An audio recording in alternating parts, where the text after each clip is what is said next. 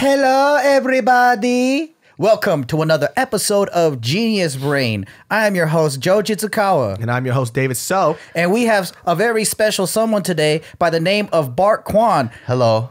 I don't even know who this person is. No, just kidding. I'm brand new to this show. It's my first time. You know, originally when we wanted to do a podcast, it was like a few years ago, and we were thinking about it as being us three. Yeah. Remember? Yeah. And it was just too hard to schedule. It was. Oh, yeah. Yeah, I think it became really difficult. We all kind of went off and made our own little podcast. It was too. because we also had Go for Broke at the time. True. Remember? Yeah. We were trying to do Go for Broke and then try to do the podcast. It was JK News podcast. Yeah. And then we also had way more articles that we were doing at JK News at the same time. So Impossible. it was damn near impossible. Yeah. But you're only out here just for one thing, dude. For one reason You need to only. explain to me what the fuck the Peacemakers are, dude. If you guys don't know what the Peacemakers or the Peacekeepers are, you need to go back. Peacemakers. Yeah, it's Peacemakers. Okay, Who then the fuck cares, dude? It's the same you need to go dumb back shit. to the episode of me and David. I think it's called like Revenge of the Joe or some shit Yeah. like that. But I'm telling David this story of when I first kind of became friends with Bart, and then we would do MMA together and all that stuff. And he told me he was a part of this group called the Peacemakers. Dog, so And then the Peacemakers is a group that fights for justice. I texted Bart. And Bart out of nowhere, because people were making this Peacemakers reference to him on Yeah. Instagram. Yeah. And he goes, "Who told you about this?" Yeah, I started seeing it all over the place, all over the comments, and I'm like, Peacemakers. I'm like, how do people know about this? This is crazy. Well, I fucking let the cat out the bag, man. Dude, I thought it was cool. So the Peacemakers is a group that like goes to parties and you guys act like security, right? Well, this is what I remember. Nobody of it. asked for. And then if a fight breaks out, like they fight because it's like you shouldn't be fighting at a party, and then they fucking beat up the guys that started the fight.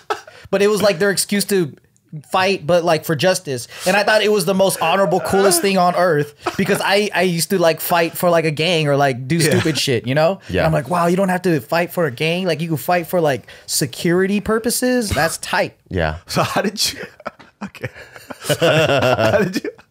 How did you come up with the Peacemakers, dude? So I didn't even start it. My best friend at the time, his name was Chris. He and this one other Japanese dude, they started it. And Chris is Korean, by the way. Yeah. Of course. Oh yeah, another Japanese Korean pair. Okay. So they started it, and at that time, I just joined the group too. Wait, who was the Japanese guy? Was it Ryan? Mike. Oh, Mike? Yeah. Oh, crazy. So you know, Mike's the social guy. So we had this buddy. His name's Mike, and he's the type of dude. Like if we go to a club, he'll be like, "I'll be right back," and he comes back with like 8 beers, like one between every single finger. Yeah. You get one. You get. He doesn't even ask people. I'm like, Mike, I'm not even trying to drink tonight. Too bad. And everyone gets a beer. He's that dude. Was he the Korean guy? No, he's a Japanese. He's Japanese, Oh, what? Mike. Yeah. But he's super friendly. Like he's the type of dude where like if you let him borrow like $1, he'll let you borrow $100. Like he was just super Damn. nice. So him and Chris, they were good buddies. They linked up, and I think Chris was the one that started it off with because it's based off of a Bible verse, which is like "Blessed are the peacemaker" or something like "Children of God" or something like that. That's the dumbest thing I've heard. So it started off like that, and then they wanted to do like righteous, like noble stuff. And then when I joined the group, that's when I just finished. I stopped slanging ecstasy. Okay. So I was like, okay, I'm gonna try to like change my life. This is my second senior year in high school. So I'm like, I really got to make it right, because you don't spend 5 years in high school, but I was about to.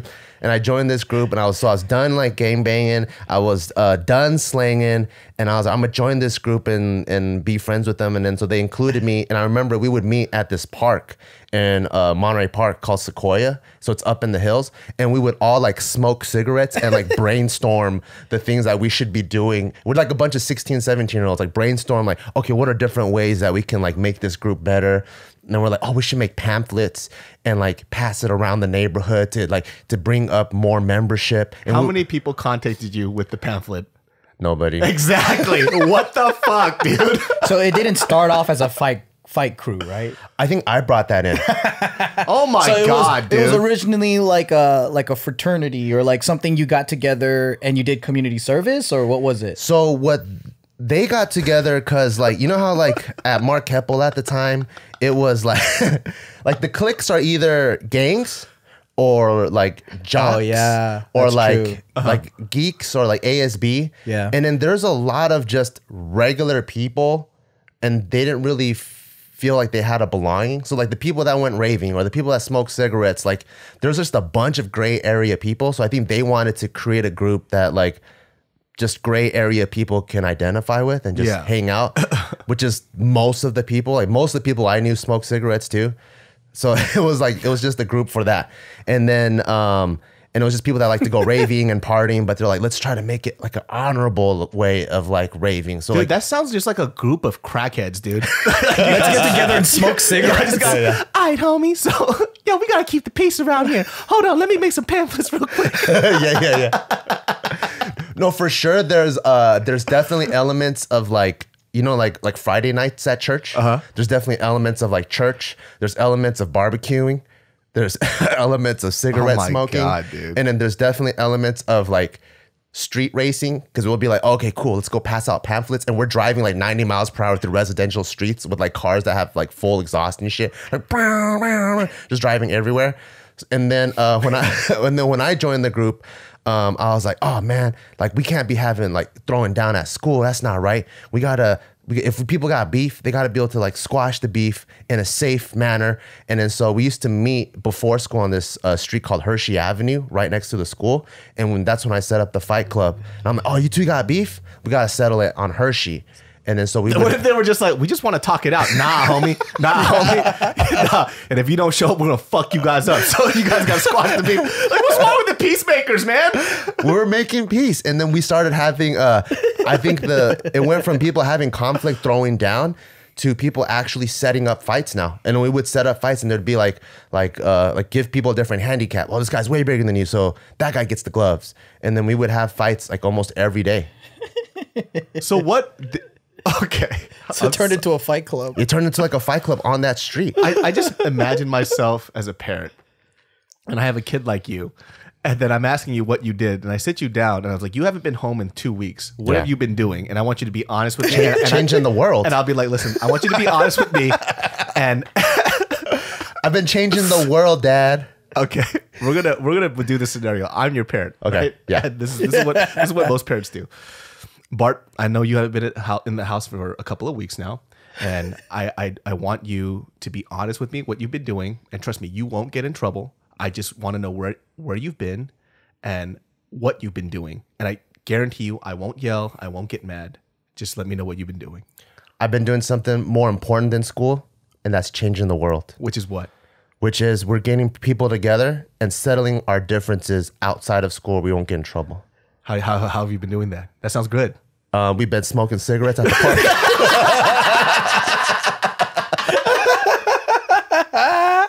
And having barbecues. I like how you. That's like one of the. That's like one of the club things to do. Is like, let's get together and smoke cigarettes. Like that's the. It was. I mean, in high school, it's such a hot commodity. That is. If right? one person has the pack, and everyone bums one, and then it's fucking gone, and then you're like, "Fuck, who's gonna buy the next one?" It was like that's true. It was like gold in high school. Yeah, it's like jail. Yeah, I want you to understand the premise of something that you created. You decided that you wanted to clean up your life, stop getting into fights, stop drugs. So instead, you just decided to create a group in order to fight people, to get people to stop fighting. Yeah. And then the group is based off a Bible verse. Yeah. We had a good time though. Like we started throwing parties all the time. People would beat come people out. No, and then I would relapse, and so I would start selling ecstasy at the parties again. I'm like, fuck, I fucked up. And then when I was on, I remember there's one time where I was selling, and then I started getting on ecstasy, and then one of my homie's older brother's friends, he found out he had ecstasy, and then he wanted some, so I gave him some. And I remember like I was at Chris's house, and I was just rolling. I was like, man, I really gotta stop this shit. But I just couldn't stop. I was like, either I'm taking it, I'm selling it, or I'm selling it, I'm taking it. And I'm like, man. When you were doing E, what was like your main driving reason for it? Because you seem to have done it in excess compared to everybody else. Yeah. It was like my favorite. Like once I got my hands on it, like, that was the shit. This is the shit. I think there's a sense of euphoria that you feel and the sense of connection. Like you can meet anybody off the street and you guys become best friends out of nowhere. Like family. Yeah, you turn into family out of nowhere. You know, one of my friends growing up, he started doing, he's super young, right? And he was just like hardcore into raves. Yeah. But he's very I wouldn't say he's my friend now, but I actually saw him in Sacramento not too long ago. And he's kind of he started behaving this way after he started tapering off when he was like 20, but his like emotionally he's kind of like very blank. You know what I mean? I don't know what he did to him. I'm not sure if it was E. When did you see him again? Was it like a year or two after? I don't know when he stopped, but then he was friends from like 14 all the way till high school. He didn't go to my school. I actually met him through church. Fucking yeah, it makes sense now. I met through church, but I met him when in his 20s, and then when I met him again, he was just like he couldn't emote. That's possible. I remember like probably for 3 years after I quit, I was probably in extreme depression. Like you're just super melancholy because I think you fried all of your serotonin receptors. Yeah. To the point where like if my mom bought me a brand new car or if like I won the lottery or anything, I would just be like, oh, that's pretty cool. Yeah, I mean, what E does is there's this chemical in your brain called serotonin. Yeah. And that's supposed to be the happy chemical. So anytime you feel joy, you get excited, you feel happy toward anything, that's the serotonin. So what it does is it gives you like an overdose of serotonin. So then your body's like highly sensitive to everything, makes you happy and positive and all that. But what ends up happening is like your body can produce only so much and it depletes. And then your body gets used to this normal rate of high intense serotonin. So like when you don't have the E in your body or whatever, your body's relying on that to create that feeling. And when you don't have it, you crash hard. So it's like a caffeine, you know, like when you drink a lot of caffeine, you're on this high and then you have this crash, right? Because your body's so used to that energy, then it's like, oh fuck, where did it go? Yeah, it's like when you eat chocolate and you know Coke tastes like water. Yeah. It's like that. It's like once you've experienced that, then any other technically quote unquote happy stimulus doesn't really make you happy. Yeah, but I mean, it's possible that you can regain back that balance. It just takes time to recover. It took me like probably 3 years. Yeah. A good 3 years. Damn, that's a long fucking time, dude. Yeah. Did you just feel weird? Like you just didn't feel like yourself? Well, at that time when I graduated high school, I thought it was just like, oh, I'm turning into an adult. So I didn't even, and back then, like you couldn't even connect it. Yeah, mental health wasn't really a thing. So I just thought like, oh wait, I'm turning into a boring fuck like my dad. I'm like, oh, okay, I guess it's just getting old. That probably was your saving grace then. If you think about it, that you were able to rationalize it as you just becoming an adult versus you kind of pinning the reason why you are the way you are on this drug. Because you know when you're young, mentally you're very weak. Yeah. And if you could find a reason to blame your current state and how you're at from a product, I felt like that probably would have fucked you up. But that might have been your saving grace. It could have been just by me being ignorant to it, like not knowing that it fried my brain. So I was just like, oh, I'm turning into a boring adult. Then when did you start feeling like, oh shit, like I'm happy again? I think once I started like doing MMA, hanging out with Joe and like having friends and then like getting back into in college, right? Yeah, like getting back into it after like my first 2 or 3 years of college. I think finally I was like starting to feel happiness again. I didn't hang out with this guy until like I was 19 or something. So damn, you guys go way back. So in high maybe school, like even 23 maybe. No, 21 or 22. Really? Well, I think I met you because that's when we did Shume and stuff. 1920. Oh, yeah. So shit. Oh yeah. Yeah. Damn, dude. So when we started JK at 23. Oh yeah, the DVD said 2005. Yeah. So we have this fight DVD. Bart's talking about. We used to be a part. So going back in history, during all of this, when what Bart was going through, I didn't know him. But I knew the people that he's talking about because I went to raves with them or whatever. Like I knew this, like I knew Mike, I knew Chris, but I was getting deeper into like gang shit. Yeah. So while he was trying to better himself and wait, did you go to the military yet? I went to the military in 2003. So after that, you graduated, you went to the military. Yeah. Right? So I went the other way and got into worse crimes, worse, bigger drug deals, things like that. And then a bunch of my friends went to jail. I mean, you know some of them. Some of them we do business with and all that. Legal business with. legal business Yeah. with. Yeah. I mean, well, he actually came out with it, so it's basically Jeremy. Okay. So like Oh, a lot awesome. of it, yeah. So a lot of us went, and then that was like a big shot. Like, oh shit, like shit is real. Yeah. You know, there was a drive-by in front of our friend's house. Like, and as I was going to my friend's house, you know, that guy got killed. And then if I was there 5 minutes earlier in the front door in the patio, I would have been shot at too. That's just fucking crazy. Yeah, so reality kind of hit me. And then that's when I was like, all right, time to kind of like be better, I guess. Yeah. But that's when I met these guys. And then same guy, Chris, like I think he had a lot of passion in trying to, I guess, rehabilitate or change the world. You know, and then I think just hanging out with these guys, I was like, oh, there is a different option out there, you know, and you can still enjoy bad things, but you can be kind of good. In a good way. In a good way. We can still smoke cigarettes. Yeah, we could still fight, smoke cigarettes and whatever. But that's when he invited me to go to the MMA gym. And then that's when I met this dude and we were like 19 maybe, 19 or 20. PURPLE, we talking about purple. Yeah. This podcast is brought to you by Purple, my friends. Let me tell you something. If you don't know about Purple, then number one, you must be out of your mind because I love my Purple mattress. Not even as a joke. I'm for realsy because it definitely solved the problem that I had before when I had my other mattresses. Like number one, for some reason, all my other mattresses, they would make me hot. Hot as heck, my friends. And I'm telling you right now, Purple somehow manages to always stay cool. There's some kind of technology in there. And I will tell you what, I bet you didn't know this, that Purple was actually created by a rocket scientist. I'm talking about there's science behind this. There's science to making a mattress somehow soft yet firm at the same time. We're talking about the story of porridge, my friends. Is the porridge too hot? Is the porridge too cold? Guess what? No, it's Purple, baby. That's what's up. So check this out.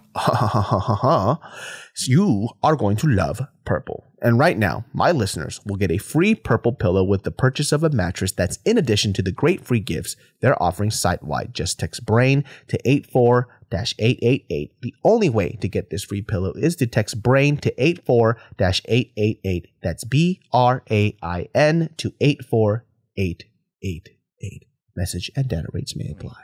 The Peacemakers is technically it's still on brand with how JK Films is though. You know, it's like teaching good things. No, teaching good things. I wasn't around during the Peacekeeper thing though, but he would tell me about the times when you guys would go to the parties and you would fight and then I was like, it's There's this fucking DVD clip that this fool we brought over would like today. go to like frat parties and clubs and stuff and look at people that look like they could be belligerent and troublemakers, and then we would start shit with them first to get into a fight. We're like, look at that fool. You're not a peacemaker. They start the fight. I know. They start the fight. I know, but in our mind, we're like, oh, look at that fool. That fool looks like he's trying to start some shit. Then we would go and start shit with that fool. Didn't someone like break a bottle on someone's head and had to like leave the whole party? Yeah, but that wasn't Peacemaker. That wasn't a Peacemaker event. Oh, okay. Because I was like, that is not Peacemaker behavior. What you mean a Peacemaker event? No, so like we would just hang out. So like that particular event, we went to a 4th of July block party in Temple City, and it was Chris's older brother. He was in like a Cal State LA type of like Asian Union club. Yeah. So he got invited to this big ass block party on the street. It's one of those where like people's grills are on their front lawn, like everyone's partying in this cul-de-sac. And then so the Peacemakers go there, you know, trying to get more members and stuff. And then I remember we're just hanging out there. You guys had recruiting too. Well, we try to always talk to people at a family block party. You are a fucking asshole, dude. So we're playing. I mean, we're lighting fireworks. And then I was just drinking, and then my go-to rule is after I empty my first bottle, that's always my weapon. So I put that in my pocket. So my empty Corona, and then my second one I throw away. But I always have something just in case shit happens because I got to keep the peace. And then there's this dude, random dude kept lighting these fireworks and throwing at my homie Chris. And it would go and explode behind him. What a fucker. And then Chris would turn around. I'm like, what the fuck? What the fuck? And then so I went to him. I'm like, hey, can you stop doing that? And he goes, who the fuck are you? And then when people like step to you, you're like, what the fuck? Yeah. And I'm like, hey, can you please stop doing that? He goes, or what?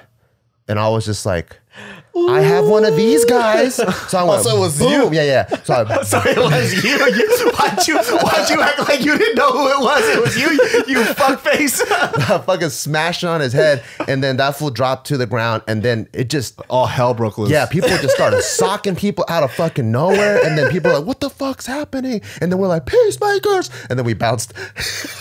You just started shit. You're the one that started know. shit. Probably 3 people died that day as somebody yelled, "Who the fuck are the Peacemakers?" I know. And why was there no peace at this party? We were dumb. It was dude. a family event. We were dumb. That's a block party. That's a family block party. I know. I don't know. We were really dumb. It made sense at the time what we're trying to do, but Who did you know at the block party? my best friend's older brother, he in his club, someone lived there. Oh. So I mean, everyone was like probably 19, 20, 25. Like everyone was older. Damn, that shit escalated, dude. He was like, "What the fuck are you gonna do?" Oh, simple. Yeah. And then you just smash his bottle. But when you're 19 and someone tells you that, it's like, oh, now I have to do Yeah. something. Yeah. I mean, like coming from our generation, like when it was like gang. That's when when I look at these comments and I just see people bickering back and forth. I'm like, what are you guys talking about? Just go duke it out. Yeah, because back in our day, it was people. They probably only stepped to each other once or twice, and that it's was it. just full fucking blown. yeah. Yeah, people don't really like talk that much. Yeah, if I knew someone could fuck my ass up, I wouldn't even. I try not to dislike somebody. You know what I mean? Like I'm like, because I know if I dislike this guy, I'm gonna have to fight him. Yeah. and I'm like, no, I'm just gonna keep the peace. Fuck this shit. That's a peacemaker, Yeah. dude. Yeah, You, yeah. on the other hand, somebody different. Well, that's different if you. I don't know. It's different. Like especially if you're getting bullied, right? He was trying to burn my friend. It was a little firework, dude. I don't know. That's weird though. Like when you're younger and you think about it in retrospect, I think as an adult, if somebody did that, you just be like, what the fuck, and just walk away. You know, but when you're younger, it's an ego check. Yeah, it's it like, oh is. shit, this guy's trying to test he's gonna make me look like a bitch in front of all these people. Yeah. So I gotta fuck him up. And that's like the first thing that pops in your head.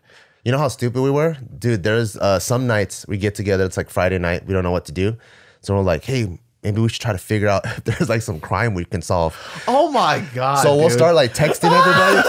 We'll start like texting people and we'll just go down on a list. We'll just sit there. I'm like, yo, anything bad happened? Anything got anything get jacked or whatever? And I remember this one time we barely knew this girl, but it was like a friend's like tongsang. Yeah. And I think word got out that her boyfriend like sexually assaulted her or something. We don't even know we just jumped on it. We're like, where is this? In Fullerton? All right. So we roll like Oh 5 my cars God. deep. This seems like a job for the Peacemakers. It's like you didn't get the full story, Bart. It doesn't matter. We drove 5 cars deep and then we jumped these 2 brothers. And then later on, I found out that I don't even know if it was true that she got raped or not. It could have just been she was So lying. these 2 dudes just got beat up for no reason. I think so. And they were going to their fucking praise band worship and you kicked their ass. I don't really know, but it was just, we would just be like, hey, is my everything God. okay? And we would just try to like fish out some crime through our phones. They're just guilty. There's no judgment. You are it's just fucking maniac. if there's an You were dumb, accusation. dude. I thought the E was supposed to make you happy, dude. I know. What the fuck? That's what happens when you quit E. Yeah. I need some type of excitement. Let's just start beating up innocent people. You're a fucking maniac. It's time for the Peacemakers. Dude, wrong fucking name. Your name should have been Looking for Trouble, dude. I know. It was dumb, man. We were so That's stupid. so funny. It's like they figure out a way to justify because they still want to get into action, but they want to be like they want to not feel guilty about it. There are definitely some people who just like fighting, though. Like, Yeah. people Yeah. just thrive off of fucking fighting. And I don't know what it is, like, that makes me... I wonder if it's, like, an environment thing. People who are your... I never liked fighting, but I always got into some. I just saw a clip where you fucking knee the shit out of somebody's face. But I don't like fighting. Dude, so there's this DVD clip, just to bring it back to that. Are we gonna watch it? We can't watch it on here. Okay. But there's... Maybe you could put B-roll over or something. We'll show you. We'll put B-roll on the clip here. But there's literally a video of just Bart and Joe with these fucking helmets on at this karate MMA place, just going buck wild on people, dude. You guys are fucking number one. So there's a clip of him beating up one of his friends. I'm talking about Bart gets side mount and he just starts pummeling this fool's face multiple times. All you hear is pop, pop, pop, pop, pop, pop, pop. bah! Then you fucking full mouth him, and then you start elbowing him in the fucking face. I know I felt bad. It was because earlier that day I fought this other dude named Ash. Yeah. And I didn't fight smart. I fought emotionally, so I made a lot of mistakes. And I think when I sat back down, I was like, fuck, I can't believe I got fucked up. And then so when I fought my buddy Ryan, I think I ended up taking it all out on him, and I felt so bad. And you almost killed him. I know. And the size difference, like Ryan is like 5'5", and Everybody he's was like so 100 different. pounds. I think the weirdest thing that I saw on the DVD was that everybody was not anywhere near the same size or weight, and some guys were fighting girls. Yeah. What the fuck is Our gym's crazy.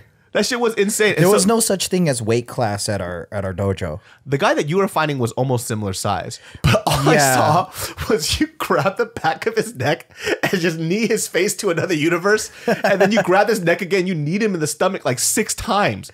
I didn't make good contact, or else he would have been knocked out.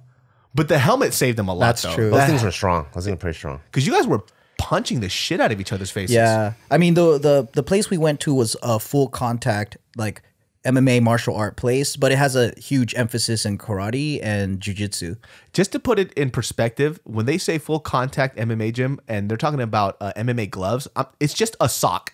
It is literally just a tube sock. It's like a sock with like a maxi pad in it. Yeah, it's really thin. It does nothing, dude. Yeah. When you were fighting that dude Ash, one of your shit came off. Yeah. It just flew right off. What kind of shit is that? It's not even an MMA glove. During our training, so many times the whole thing would just rotate all the way around. Yeah. And by the time you're done, like the glove's not even on your hand. Or what it would do is it'll hike up all the way to your hand, and your knuckles are exposed. So I still have scars till this day because the mask, it's like a cheese grater. So like it's like a plastic mask, and then the holes. There's holes like for breathing, but it literally looks like a cheese grater. So like when you're punching it and your hand scrapes it, it basically peels the skin out.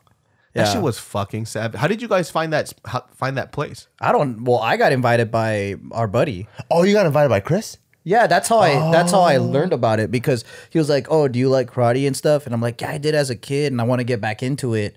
So he invited me, and then Sensei was cool as hell. Our Sensei at the time was like in his 30s. He was young. He was like, so it was like it didn't feel like, oh, this is like lame and old. Like this guy's cool, and then we all trained together, and I was like, hell yeah, this ain't fake karate. Like everyone gets to fight here. Yeah. I thought we arrived at it. I thought you found your own way there. No, it was he was recruiting, man. Like he was trying to get people to go. So I went, and I just loved it. I was like, oh, this is so cool. Cause like most karate is not full contact. It's soft contact, and there's a lot of emphasis on like kata or forms. Yeah. And this is just straight brawler style. Yeah. Like this is a hard knockdown style karate.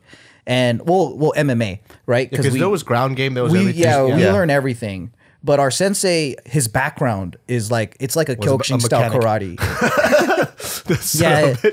And he did Taekwondo. He's got like black belts in like 3-4 martial arts. He did jujitsu, judo, and then he created his own style of MMA. Me and Chris found it because we used to go up and down the street challenging dojos. So we would go. What is wrong with you? Why would you just start challenging? They think it's ancient China. We wanted to see like a legit place. So we go to a place and it would say like, I don't know, like whatever, karate or taekwondo or kung fu, whatever. And it would be like, hey, can we fight one of your black belts? And then most of the place would be like, no. I'm like, okay, cool, we're not going to train here. And then we knew this place was the place because we're like, hey, sensei. We went there and we're like, can we fight one of your black belts? And he goes, how about this? I'll do you better. And then he played one of the belt tests. He goes, this is how we belt test. And he just played on the TV. And then me and Chris looked at it. We're like, oh, fuck, this place is legit. And then so we just signed up right then and there. And keep in mind, too, back then, MMA existed, like UFC, all that existed, but it was really difficult to find like a gym. That's what we're trying to look for. That's what we're trying to look for, yeah. It's the closest thing you got was kickboxing or Muay Thai. But even some of the... Because during that time, this was definitely... So let's see, when did I go to Riverside? That was what, 06? 05, 06, around there? So we were training in like 2004, 5. So around the same time. Like that, so like even the kickboxing that I took, there wasn't just enough knowledge, right? So anybody, it was during because every martial art had a weird time where when it was bustling and it was doing really well, the credentials really weren't there. So anybody could say that they were this degree, this type of black belt. So even the Muay Thai gym I went to sucked. And I wouldn't have known until I started taking Muay Thai again. Yeah. And everything was all fucked up. And I was like, okay, so that motherfucker took my money. You know, I didn't learn anything. Yeah. Because all I did was take it for word. He goes, oh, I trained in Thailand, did all this other shit. And you don't know what that means. You're just like, you just don't know what Thailand? it, exactly. And then you kind of learn all this other stuff. And really what I learned was cardio kickboxing. I had no fucking idea. Yeah. And then, you know, I started training with Nick and I was like, oh, I don't know anything. Yeah. I thought I did. I was like, oh, this is going to be easy. But it wasn't. It was so different. And it's weird because when I was watching you guys fight, I was kind of surprised how you guys were standing so straight up. So I don't understand because you said he was a karate. Is Kyokushin more? Yeah, I mean, if you watch Kyokushin fights, like it's just two guys that kind of walk up to each other and square up and start throwing.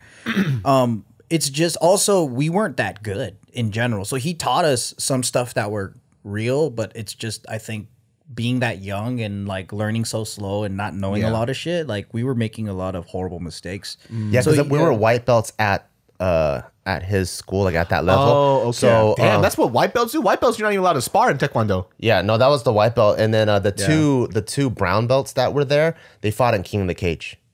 So they were pro. So like whatever a system that Sensei taught them was good enough for them to fight in King of the Cage. Yeah, the brown belts look good.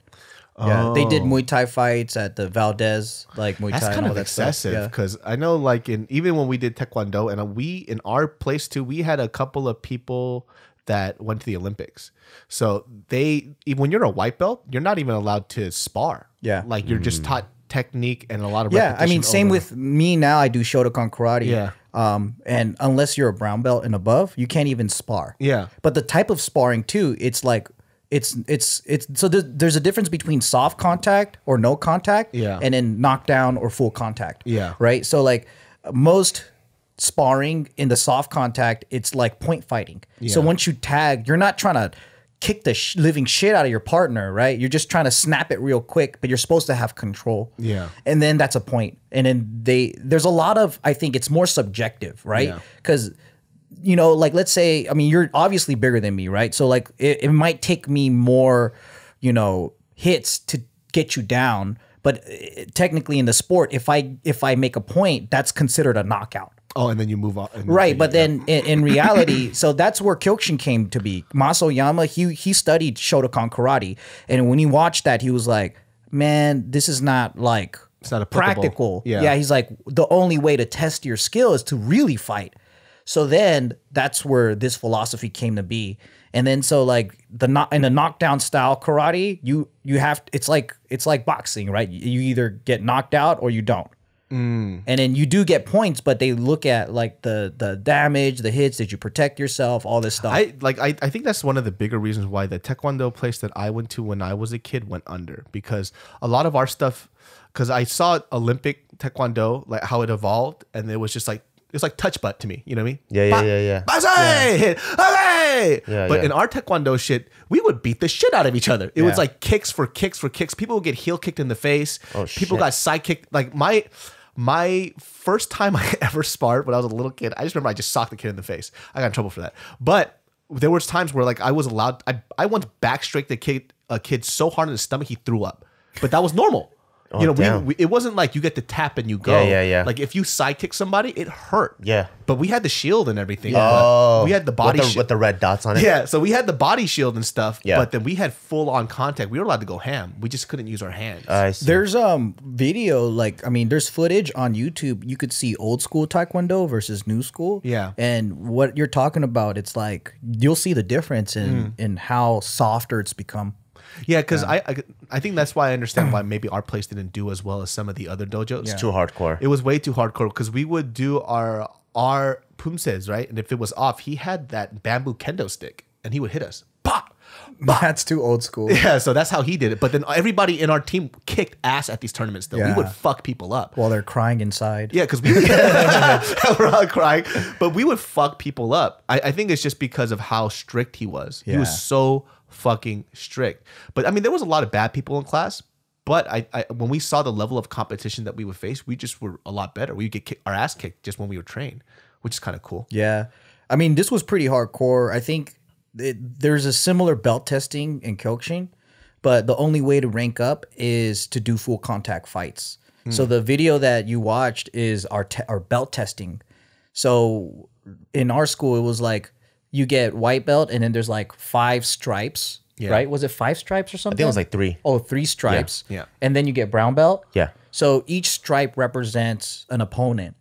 So let's say you're doing your first stripe testing, you just have to last 3 minutes with them and you can't be submitted or else you don't get your stripe, right? Yeah. And then so for your second stripe, it's 2 consecutive. So like 3-minute round and then you break and then 3-minute round. Yeah. And then for 3, so on. But then for your brown belt, I think it's 5 consecutive. And then for your black belt, I think it's 10. Yeah, it's 10 straight people. Yeah.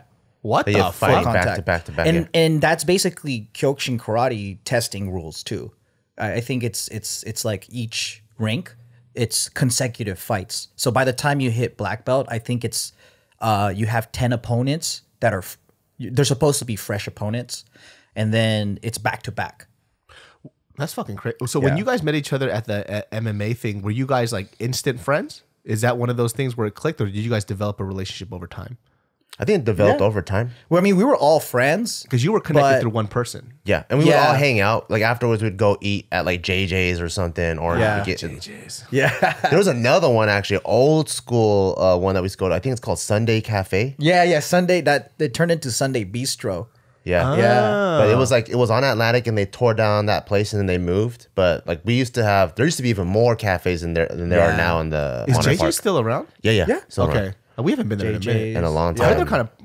I'm not sure because before that, I remember Vince went there and he told me that they're kind of pricey. What? So I was wondering if they were still around because that shit used to be our cheap, quick bite. Yeah. Well, maybe because they upgraded, they think they're bougie now. Yeah. Or maybe just everybody else is getting more expensive. Yeah. But when you guys had that whole, so wait, do you guys still hang out with the people that you hung out with before that you met together with then? I just started Just some. hanging out with Ryan now. Ryan again. Oh, that's right. Ryan is a fascinating character. Yeah. Ryan is a fire. That fool's tough as fucking nails, dude. Yeah, he's a tough motherfucker. Yeah. So this little Bart, he brought this guy Ryan over to train with us, and there's this really funny fucking moment where. So everybody has shin guards, but Ryan doesn't have shin guards. And the one rule was, hey, if you don't have a shin guard, no fucking kicks. But you see just Ryan just kicking the shit out of people. I'm like, yo, what the fuck is wrong with this guy? And so Nick had to put it on him a little bit. He goes, okay, well, I'm gonna have to fuck this guy up a little bit. Yeah. No, he was piecing him up. He made it to brown belt, I think. Yeah. He was about to be brown belt. Oh. He was about to be. He's fucking tough, dude. No, he's a tough dude. Even watching him spar you, he was getting his ass beat, but he was still in it. Yeah, he's an adrenaline junkie. Oh. Yeah, I mean, like he's done a couple tours in Iraq. He's a Marine. Like, Oh, holy yeah, shit. he's he's that a makes sense sheriff. Like he specifically looked to patrol the worst neighborhoods. Yeah, Why? yeah. Because I don't know. I think where the I think action he is, I went. think. He went to Compton and he did a ride along there, and he was like, "Oh, I like this," and then so he This one looks. started dropping N-bombs everywhere. Let's start some shit. No. No, he's like, tough. yeah, he says that because of his size, like he has to be smart in the way that he polices because he's like 5'4". This guy, he's not big, like, and he just says that there's a lot of mental gymnastics, like a lot of politics and just outsmarting his, guys and stuff like that. Cause he's like, there's no way he can intimidate them. I think it's smart for people. I think all cops should learn some form of jujitsu. And I think they should at least get up to a high level blue belt. I think all chicks should. Oh yeah. Just that's like a good self-defense measure because it can neutralize size, it can neutralize strength. Yeah. And unlike striking where there's a lot of chance. Like even if I fought Mike Tyson, I could just close my eyes and randomly knock him out. There's a possibility. But in jiu-jitsu, it's such a chess match that it's almost impossible to have a lucky submission. Yeah. Because if you went for a submission, that means you actually went for it and you set that up. You can't get like a lucky Kimura on someone, Yeah. Yeah. It's just one of those things because I'm so surprised when I watch, we watch videos of police officers trying to take down a subject. Yeah. But they can't do it. It's like, dude, if they just took like a year or two of jujitsu, Yeah. how fast would they be able to neutralize this person? way easily. Yeah. Way easier. All the cops in Japan know jujitsu, judo, same thing. Oh, really? Yeah.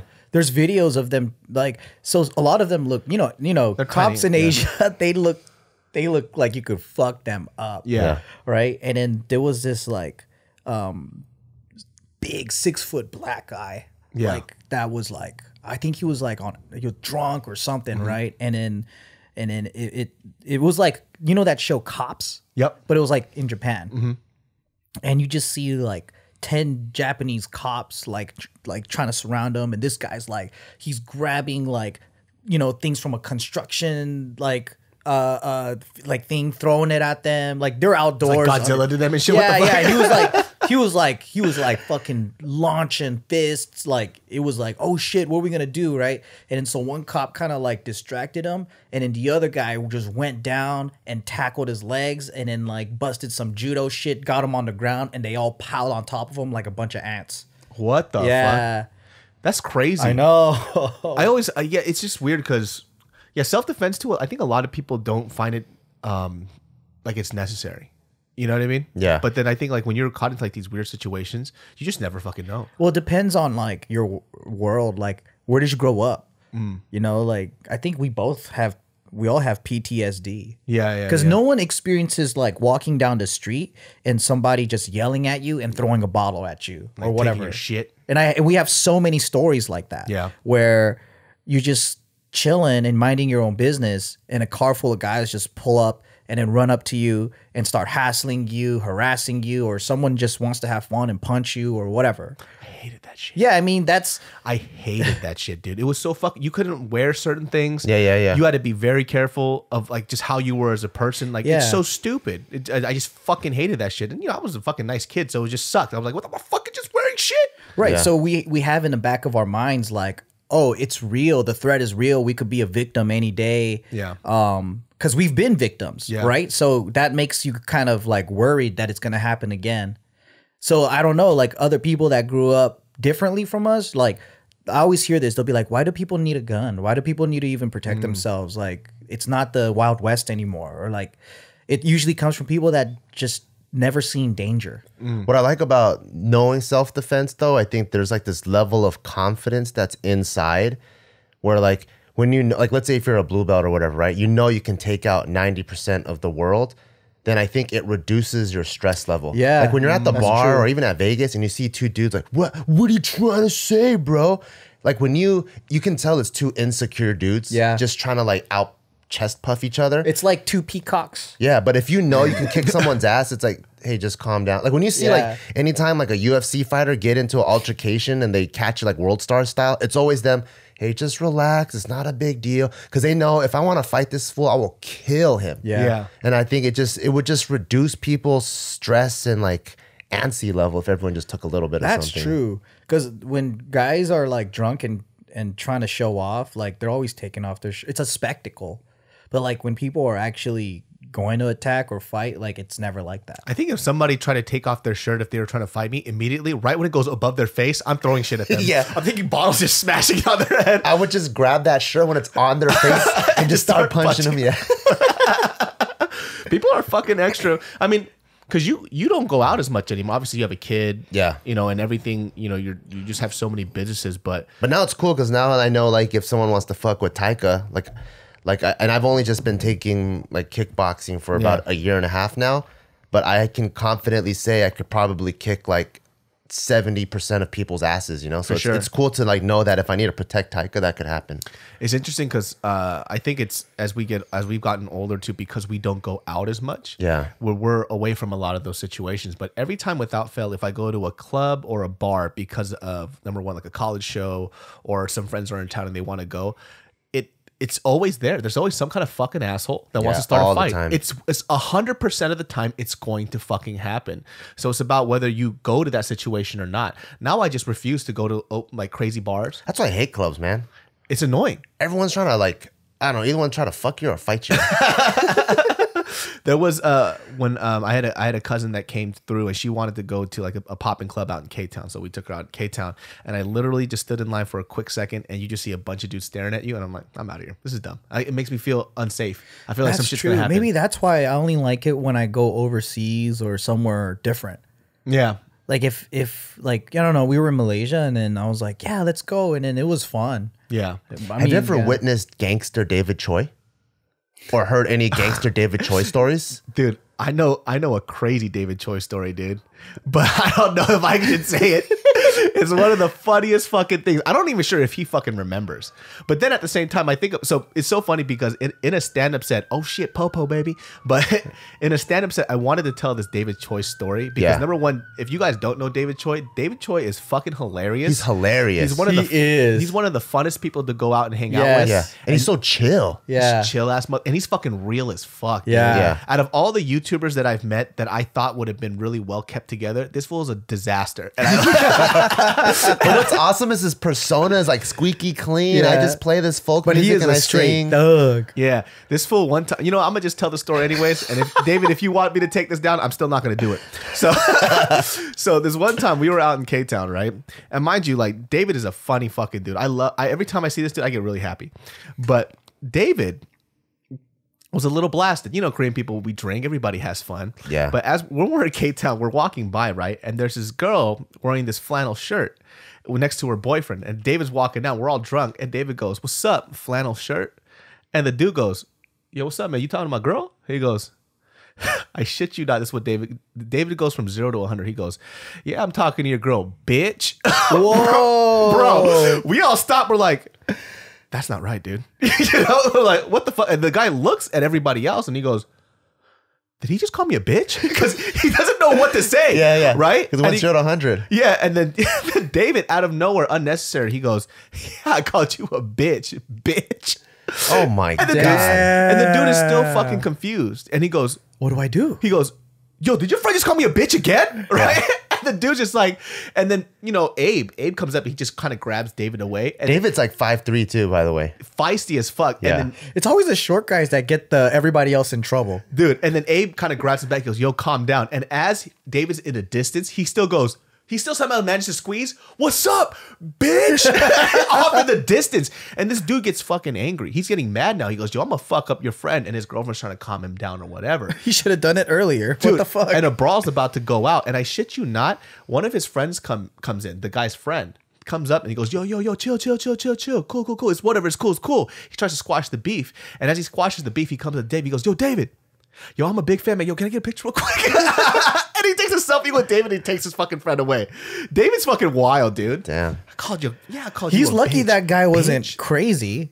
You know, I think he would have got swung at if it just didn't come out of nowhere. And it was so funny. It was kind of funny because it was so unnecessary. Yeah. You know what I mean? Because David was in the wrong. He was like hitting on the dude's girlfriend as he's walking next to him. Yeah. And out of nowhere, he just goes, "Yes, so what's up to your girl, bitch?" Damn. Shit threw me off. Dude, David's fucking funny, man.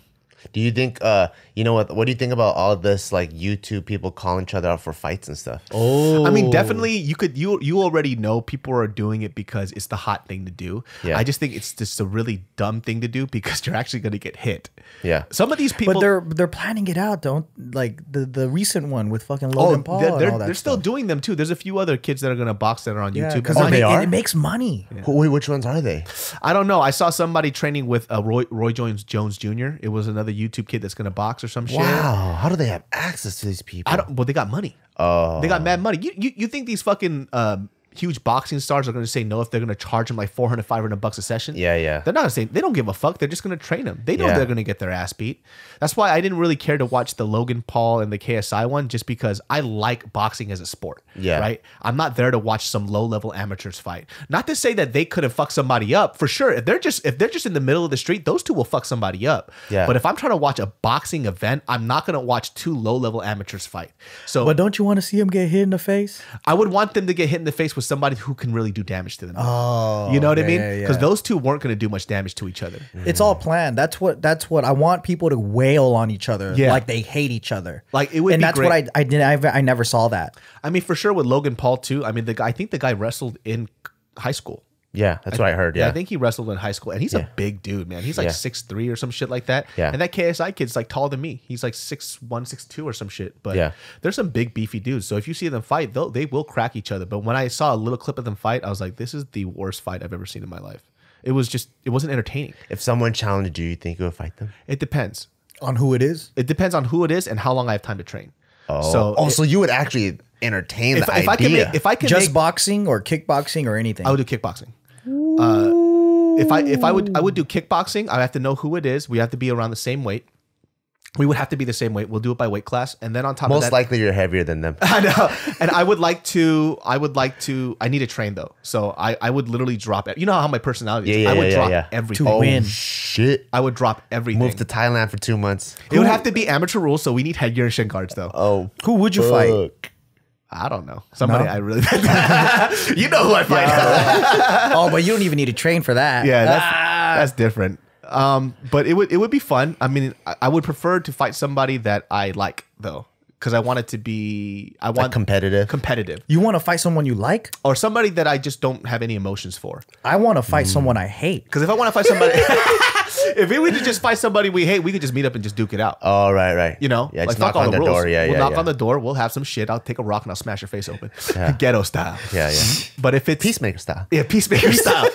But if it was something where it was like competitive, it would be nice. It would be somebody that I could fight that I know loves the sport as much as I love the sport, and then we could see where we go from there. And it would be kind of nice to clash and see what happens. Yeah.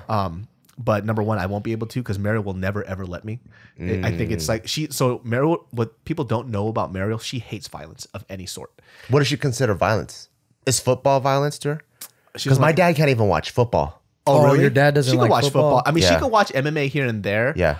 But when she sees violence in front of her face, she fucking hates it. So when we used to get into fights back in the day, like arguments, and I would raise my voice and yell, it would actually scare her a bit because she would see that a lot from her dad when she was younger. So her dad, just a Korean parent, just being really loud and Yeah. breaking shit in the house, which is very Asian. Yeah. She hates seeing that shit. So when she sees that, it actually scares her. So if she sees me even doing Muay Thai and then we do something too serious, she fucking hates it. She doesn't want to see that side of you. She doesn't like it either. Like when she saw me get super angry once, it almost made her want to break up with me. Oh, shit. So like that's one of those things that I don't really want to gamble with. Yeah. And even if it's like, okay, well, it's one thing, but for forever in the rest of her life, she will remember that one time I went in and I got my face bashed in. And it's gonna fuck with her head a lot. Then you got to do another one to redeem yourself. Where you win. Or I win, I just knock the person out. But Yeah. then, but you guys already know what it takes to be a fighter. And I don't know if I had that mental takes a discipline. lot. It takes a lot, Yeah. man. Because Fuck. it's not even just the whole, drilling and training constantly, getting enough hands to get into that ring to fight. There's the conditioning part of it, right? Yeah. And after your conditioning, you got to get proper sleep, proper training. How many times are you reviewing what you're doing? It's just cyclical, over and over and It's over. a full-time job. And even then, you're still not ready. Yeah. So It's it's a like- full-time job. Because you're gonna fight. I want to. I really want to. But It's a bucket list. Yeah, it's a bucket list thing, but then I keep going back and forth. Like there's a side of me that's like, oh, it's a bucket list thing. You really want to do it. And then what I like about fighting, it's kind of like the culmination of everything I like about athletics and sports. Like you have to do your strength and conditioning. You have to run and do your road work. You have to do the drilling and the technique. You have to do the sparring and get the sparring. And like there's a lot of aspects that you have to train. And so I really like that. But then the other side of me that kind of scares me a little bit is like there's all this head trauma people with CTE. Oh, for sure. And then I'm like, I'm a business owner. I'm a dad. Do I really need to have CTE and trauma to the head? Is that the smartest thing for me to do just for a bucket list? So I keep I probably debate myself like every single day about it. Like once I get into jujitsu tournaments, for sure is a no brainer because you can go 100% with someone. Yeah. And no one's going to get hurt. But like in sparring, like we can go say 50% And you still get hurt. And randomly someone throws a thing or throws a whatever. And then, Correct. you're like, oh shit, that really like jogged my brain up a little bit. And I don't know if I need that right now. The whole fighting aspect too, I think it's become really glorified. And I think what I found out too, just training a lot, there's a lot of people who think they're good, but they're actually not. They're not. And those are the ones you want to fight. They are not fucking good. And it's pretty terrible. So when I went to fucking spar at a different gym, just because this was when we first started doing kickboxing with Nick, and it was just to have fun because my friend invited me out. So we went out and then we were just doing light sparring. But there's even this thing of like people when they light spar, everybody's definition of light sparring is different too. This dude fucking crack me in my fucking jaw. And mind you, no mouthpiece, no nothing. There's usually guys with too much ego. Yeah. I don't like sparring outside of my friends. Yeah, because, you know, there's just a certain level of control. And, you know, the guy cracks me, I get fucking angry, and I just hack his leg with the fucking low kick. I fucking hacked his leg as hard as I could. And even that, I didn't feel good about it. But what, you know, it kind of escalates to a place that you don't want it to go to. Yeah. So you just never know. I mean, what if that guy knocked out my teeth? What if my mouth was open and I clacked my teeth? He would have knocked my teeth out. Yeah. You know, I don't like that shit. It happens. You're gonna fight though. What do you mean? You know for sure? I know for sure you're gonna fight. How do you know? Because I feel like it's a bucket list thing, and I feel like you're gonna need to check that off. Maybe. I think you We'll are gonna see. fight. I did tell Ron, who's my Muay Thai coach, I was like, when I tell you I'm ready, just sign me up, because I don't want to deal with the anxiety. Because even with like powerlifting meets, when I know, But what if we're going on vacation or something? I don't know. I just told him just sign. Maybe I'll just back out. But like even with powerlifting meets, which is non-violent, like when you have a big thing in front of you, and you're 8 weeks out, 7 weeks out, 6 weeks out, like there's a lot of anxiety that goes through, and I don't really like that feeling. So The anticipation, right, of the unknown. yeah, it kills you. So I'm like, I don't even, if I do a fight, I would just start doing my road work, start doing all that stuff. Once I get my weight down and I feel good, I'm like, hey, Ron, just sign me up at any time. It could literally be, hey, I signed you up tomorrow and I'll do it. I would feel better to do that than, because I remember when we had our belt test, I knew our belt test was that weekend, and that whole week, like every time I thought about it, my heart would start like. Shit. Like For me, beating it was fast. the day before. Oh, it was the day before. Yeah, I was like, I'm not gonna jack off tonight. That was my preparation. I was like, need the energy. yeah, I'm gonna sleep early, no video game, not gonna jack off, and I was like in bed tossing and turning from 10 p.m. till like 1. Yeah, I fucked up because that day I drank like 3 Red Bulls. Oh, and so my heart was going fucking crazy. I think that's why what would you drink 3 Red Bulls. I thought I needed to get amped. So I think that's why I fucked up so bad on my first fight with Ash, where I wasn't thinking properly and I was just trying to get as amped as I could instead of being like zen. Yeah. Oh, what the fuck? Yeah. Your heart was probably racing like a motherfucker. Yeah, that's why I think like with fights, preferably I fight someone I don't know, and then I just keep it level-headed. Because then I think when you fight with hate, you don't fight the right way. That's true. You don't. Yeah, you just fight dumb. It would be pretty awesome if you would just get that 1-0 amateur record, and then people are like, "Oh, you fought an amateur fight. How come you didn't fight anymore?" It's just I was too good. Yeah, like I just the level I was at as amateur, I just didn't need it anymore, man. Yeah, because right now you're an undefeated fighter. I'm undefeated. I'm also undefeated too. For a year and a half, I've been undefeated, so it's pretty good. You don't count your sparring? I don't count. No, that's just training. That's just training. Yeah. Dude, that video of Ron. So if you don't know who Ron Skolsding is, Ron is a pro MMA fighter and he trains Bart. There's a video of Ron knee checking your shin. It still hurts. It sounded like somebody dropped a bowling ball on concrete. Yeah, it still hurts. And it's been probably 3 or 4 weeks now. That's fucking crazy, dude. Yeah, there's a lump here still. It's light and it went away, but the minute Was it by accident or it was just like that was what you were training for? Well, that's just how you check a kick. So I threw an inside leg kick and he just turned his leg See, in. that's why I'm not coming back. And he knee checked I used to me. train with these guys every morning. I'm like, nope. Oh, that's right. You did train with them. Yeah. And it was his wise idea. He was like, hey, every now and then you got to do no shin pads. So it was a no shin pads day. That's why. I'm like, that's tight. He's like, if you get used to no shin pads, then when you put shin pads on, it's nothing. I'm like, all right, that's what coach wants. And then he fucking shin checks me. I'm like, oh, fuck. You got to work your way up. I know. Just fucking do that shit never again, dude. Well, oh shit. We're actually at the hour mark. Basically. That was fast. Almost, yeah. Anyways, guys, that's the origin of the Peacemakers. You fucking maniac. Okay, well, you know what? If you guys didn't know, Bart actually has his own podcast called The Bailcast. Bailcast, yep. BEAW cast. He actually has it with his wife, Gio, which we'll bring her on here to talk her shit as well. Yeah. So where can they check The Bailcast at?